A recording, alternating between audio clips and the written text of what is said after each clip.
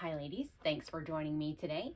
If you don't know, my name is Jessica. I'm a homeschooling mama from Maine, and I've been homeschooling for 8 years, and today we're going to do a quarterly update. I'm going to go through what we've been using, and I'm going to go in the order that we do our homeschool day in. I think that will be quickest and easiest. So we start our day with Bible, which I believe is the most important subject. We've been going through the answers books for kids. This is really great. If you haven't done this, I highly recommend it. I've done this previously with my oldest, and now I'm going through it again with both boys. So there's 8 books in here. Each book has a series of 22 questions from kids about different subjects with the Bible. So, for example, we're on volume 7. And this one is 22 questions from kids on evolution and the term millions of years.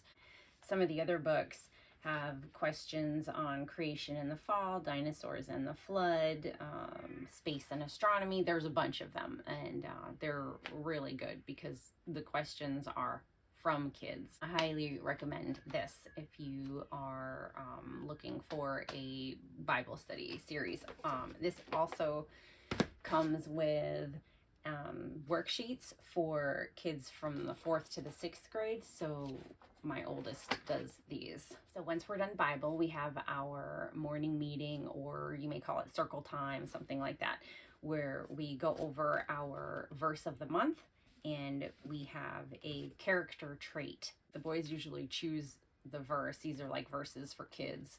And then I try to find a character trait that kind of goes with it. So our verse of the month is Psalm 136, verse 1.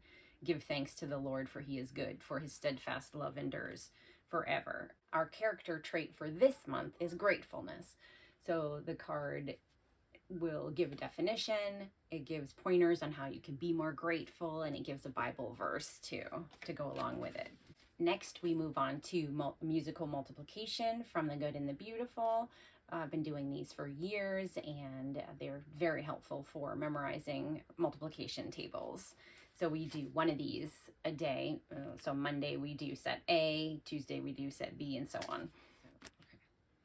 So after musical multiplication, we work on skip counting. Okay. Next, we work on science or history, depending on the day. So Mondays and Tuesdays, we do science. Right now, we're doing the mammals unit from The Good and the Beautiful. Each one of the boys has their own student journal. Abraham does the student journal from the 3rd grade to the 6th grade. That goes along with each lesson. And Benjamin has the grades K through 2 science activity book. I love that The Good and the Beautiful has these now. Before, they only had the student journals for like 3rd through 8th grade. And they added on some activities for the younger kids. So this is really great to keep their hands busy while you're reading through the lesson. For history, we're doing the new year 1 from The Good and the Beautiful. And this comes with a activity book for K through 2 and worksheets for the older kids. I just printed them out, and I keep them in here separately for Abraham. He likes to put them on a clipboard instead of working out of a book. The year 1 history comes with the maps and images book. This is the big book of history stories, and now you can either choose to read the story or you can listen to it on audio, and that is new to this new history, and I greatly appreciate that option. Also, it comes with a timeline book that they put stickers on, and it comes with the time tunnel review cards. And these are great for retention because they have you do so many of the review cards at the beginning of some of the lessons. So after we do either science or history, depending on the day, the boys take a recess break outside, get some fresh air, run around, and then we come back for math and language. The language arts, Abraham is doing level 6 in The Good and the Beautiful. We have been using The Good and the Beautiful language arts since he was in the 2nd grade. The Good and the Beautiful language arts also includes geography and art. which is nice. For math, Abraham is using the Good and the Beautiful level 6. For each lesson, you can decide whether you want to watch the video lesson or whether you want to teach it yourself, or have the child read it. So we watch the video together, and I sit with him throughout his whole lesson in case he has questions. He's also finishing up typing 2. I think he has 3 more lessons. We're at the very end, and then I do have typing 3, which he'll start on right after. For handwriting, Abraham does the Good and the Beautiful, and we also do a combination of Abeka's handwriting. I like their cursive. For his independent reading, he just finished the Dragons Among Us series by Ted and Rachel Decker, and he really likes this series. This is a Christian author, and he definitely recommends this. He also just finished Lost on a Mountain in Maine, which he highly recommends. This is a true story. Now for Benjamin, my kindergartner, he's doing the level K, Good and the Beautiful Language Arts, which includes geography and art. This comes with the reading booster cards and the booster books. So these books, there's a whole bunch of them. These go in order with the lessons, so they're practicing the same concepts that they're learning. Additionally, I got him the little Go books. He really likes vehicles, and the Bees and Trees set.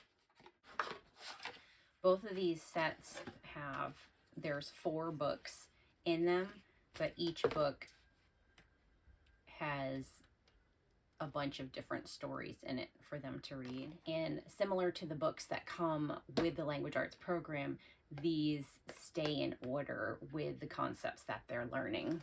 And he also has My First Nature Reader, which also follows the same order that the language arts lessons go. And this too is made up of a bunch of different little stories. Highly recommend all of this. Benjamin is also doing the level K of the Good and the Beautiful. He really likes this. He loves the little math box that it came with. He has added some of his own, like tiny little vehicles in here too. For handwriting, Benjamin is doing the level K5 from Abeka. Pages are pretty short and really cute, and I like that they have a spot for them to practice their name every day. We call Fridays Friday Fun Day, and we do more like elective things. So right now we're doing Music Appreciation by the Good and the Beautiful. This is for grades 3 to 8, but Benjamin watches the videos too, and the boys are enjoying this. And then we choose either a game or a puzzle to do on Fridays. So this is a good geography one. This is a game, Race Across the USA. This has different cards in it, and you have to answer questions about the states in order to move your plane. Another thing that we add to our homeschool are STEM or STEAM projects. Abraham does CrunchLabs. He has a subscription that he gets once a month, and it's engineering, and this is wonderful. I highly recommend this. So we start the boys with KiwiCo crates, and those are great. I have nothing bad to say about those, but Abraham needed something a little more than that. So I looked into CrunchLabs a couple of years ago, and these are amazing. Mark Rober does an awesome job with the videos where he completely explains the science and engineering behind each build. It's so wonderful. It helps them to truly understand what they're making and building and everything behind it, how it works.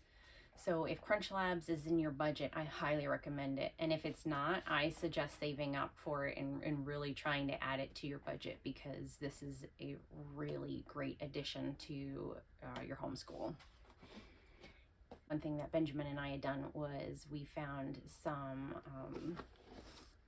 these little wooden cars that you glue together and paint and put the stickers on, and he really enjoyed that. We found a kit that came with like 5 different little cars to put together, so we would do like one on a Friday.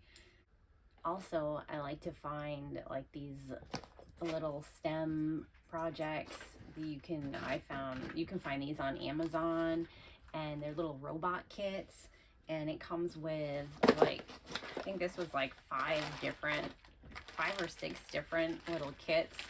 So each one has comes with some instructions and then a little baggie of parts, and you put them together. So this was one of them that we made. It's some kind of like little wind robot. These are really affordable to find, especially when you can find a kit that has like 4 or 5 different projects in one box. So that's everything we've been doing this quarter. It's going really well. I have no complaints. Everything that we've been using, I would definitely recommend. Thank you ladies for watching today. And so I'll see you ladies in the next video, which is going to be another Christmas one. We are going to be going and cutting down our tree either tomorrow or the next day. So I'm super excited about that. And if you like this, please give me a thumbs up and subscribe.